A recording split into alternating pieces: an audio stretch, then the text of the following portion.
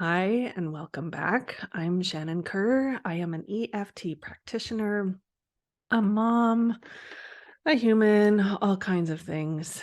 And today, instead of tapping, I just wanted to talk about something awesome I got to do last week with a friend of mine. Um, she spontaneously got free tickets to see Elizabeth Gilbert speak down in Vancouver and invited me like 2:30 in the afternoon on a Friday. "Hey, do you wanna go?" And, um, if you don't know who Elizabeth Gilbert is, that's totally fine. I actually when I told my mom didn't know, the librarian at my school didn't know. That's fine, we don't all follow the same people, but Elizabeth Gilbert is an award-winning, like, New York Times bestseller author of quite a few awesome books. And she's also someone I've been following on social media because of the way she speaks about her sobriety. So I myself, I'm coming up on 4 years sober, and Elizabeth just finished, I think she goes by Liz. She just celebrated her 4 years sobriety. So, I feel like we're on the same track. And so she's written books like Eat, Pray, Love, which was made into a big movie, City of Girls, Big Magic. That was one that really resonated with me and spoke to, listening to your creativity and making space for it. So she came to speak to Vancouver, and I wanted to share a few of her like nuggets of wisdom because I felt like, man, this is like these are the things that I talk about. And it's exciting that big name authors are also talking about this stuff. So she started out with a story about her experiences getting started as an author and how it was hard, before you were making money at it to make time for it. And um, I won't tell the whole story, but she basically had someone confront her and say, like, if you say you are an author, if you say that this is what you're really meant to do and dedicated to doing, when are you going to make time for it and stop pretending that it's the most important thing? And this can be taken on so many levels, especially for us moms, that we say certain things are important, but oh, I'm too busy for that. And it comes down to looking at your priorities and focusing on what's important to you, especially, and also having the boundaries to say no to what's not important and learning how to get comfortable with saying no to others, whether that's, extra time at work or well, all the things that moms, I'm thinking of like pack meetings and volunteering. And yes, these are all important things. But if your most important thing, for example, is having that connection time with your family, um, then show it. Or if your most important thing is you, show it. And also realizing that the way you spend your time is showing your priorities both to yourself and to the world.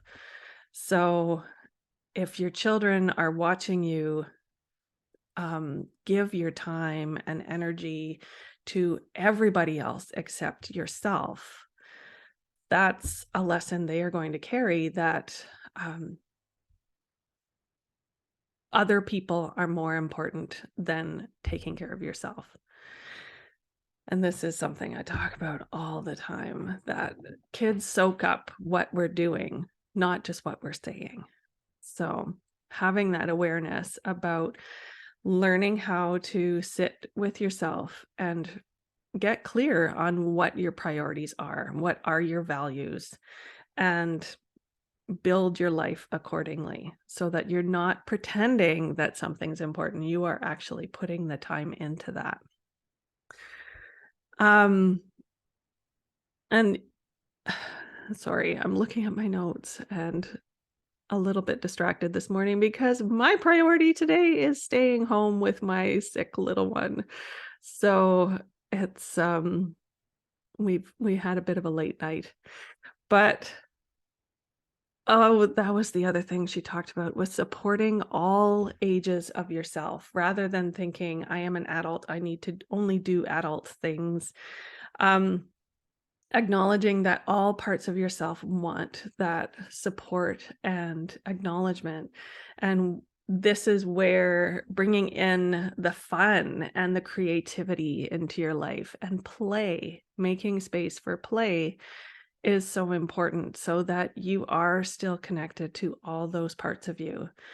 We are walking, not libraries, but we are like a whole bunch of ourselves all at once. And even as I get closer to 50, that doesn't mean that my 10-year-old self isn't still with me, my 5-year-old self, my 17-year-old self. All of those parts of me still have their desires that they want to express and their skills and abilities. And when I make space for, playing with art with my child or getting crafty or going out in the forest and just doing things for the sake of doing them, not for having a purpose of walking 10,000 steps, anything like that. I am making space for all of these parts of me and also listening to their fears and nourishing their need for comfort will help me to feel more complete.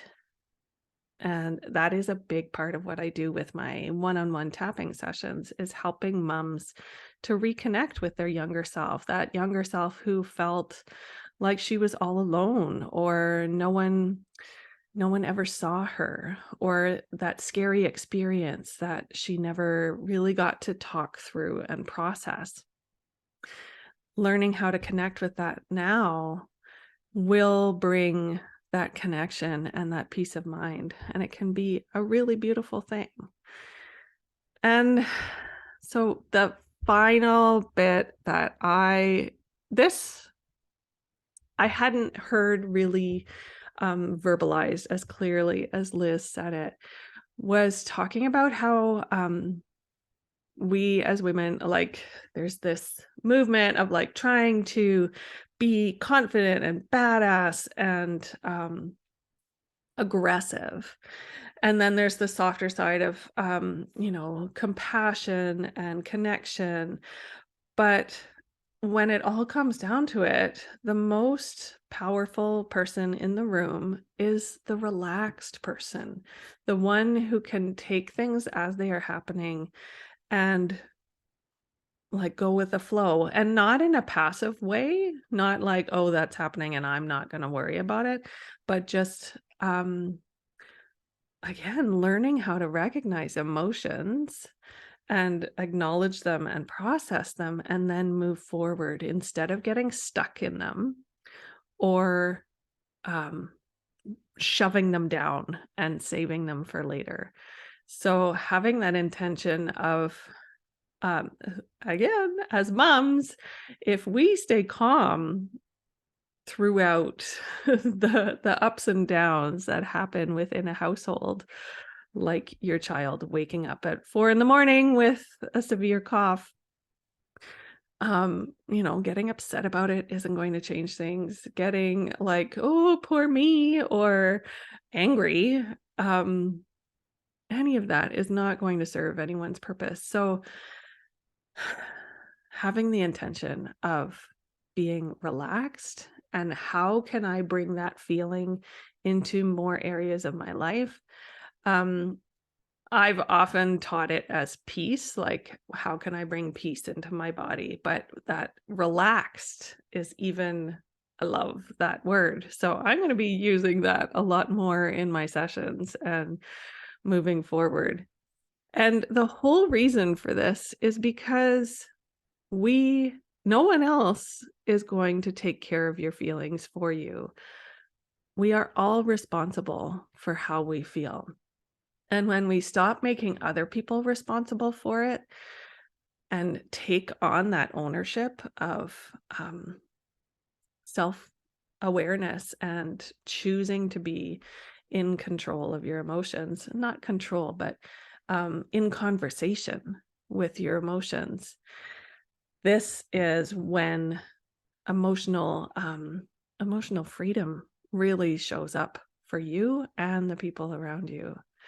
So there were so many great nuggets like this, and I'm going to come back in another episode video and talk about something I noticed during the Q&A with um at the end of this session, because she opened up the floor and put up microphones, and yeah, I don't want this video to be too long. So I'm going to come back and talk a little bit more about that in the next video. And if you enjoy having conversations like this, please hit the like and share button. If you're not on my email list yet, why? Because I share lots of tips for moms to help them release the emotional baggage so that they can be the mom they want to be. And if that sounds good, check out the links below. All right. Thanks so much. And I will be back soon.